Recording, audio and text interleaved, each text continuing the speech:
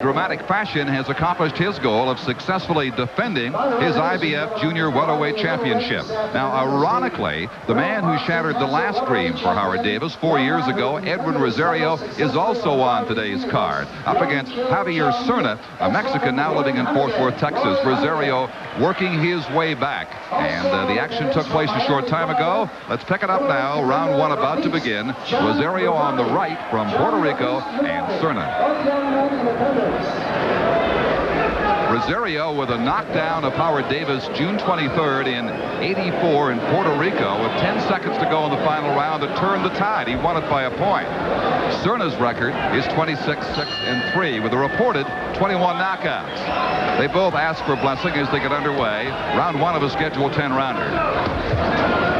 Cerna has been a durable opponent, Don. He most recently on June 10th dropped a 10-round decision to former contender Robin Blake in Fort Worth. But he's coming in, he's clearly overmatched against a fighter like an Edwin Rosario. The thing I liked about what Rosario did in this fight was he didn't come out and just try to steamroller an opponent that he knows he's overmatched with. As you can see right here, he's taking his time, he's fighting this fight, he's taking it seriously. This is his second fight since his devastating knockout loss to Julio Cesar Chavez last November in Las Vegas. He took off 7 months, had a comeback fight in June.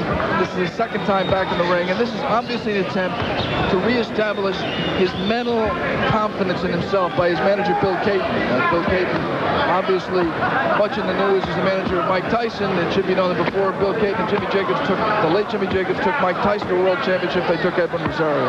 You see Cerna banging away at the body in the first minute and a quarter of the scheduled 10-rounder. In fact, you mentioned the loss to Chavez was devastating. It was. There's a good chopping right from Rosario. So devastating to Edwin that many thought he would retire. But as you say, he took time off, and he works his way back up the ladder now with his opponent today. Now, halfway through round one, you can see Rosario starting to pick up the pace, especially with those chopping right hands that you pointed out before, Dan. Heavy chopping right hands over the top to the head of Cerna begins to wear him down. 1:20 left in round one. Not snapping the jab there like you might want to against a better opponent to set up that right hand. That is Chris, as we've seen him do it, certainly. Rosario is now just 25 years of age. It seems as though he's been around forever. There's the hard chopping right again, with now a minute to go in the round.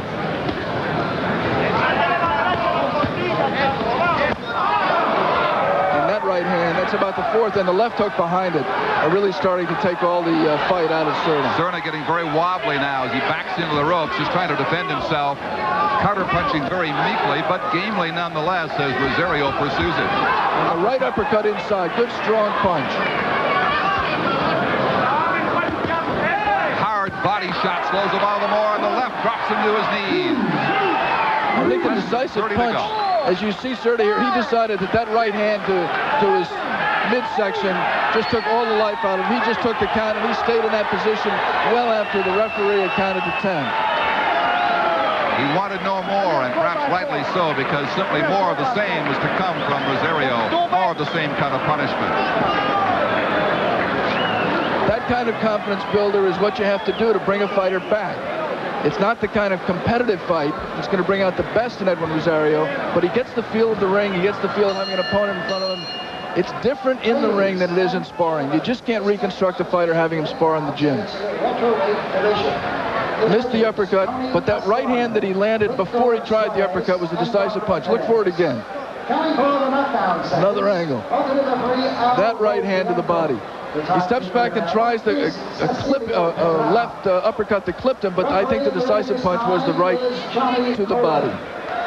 Now, my good friends, introducing the principal. So Rosario is on the way back. Not the toughest opponent he will ever face, but certainly he makes progress in the right direction. As we say, just 25 and much more to come in his career.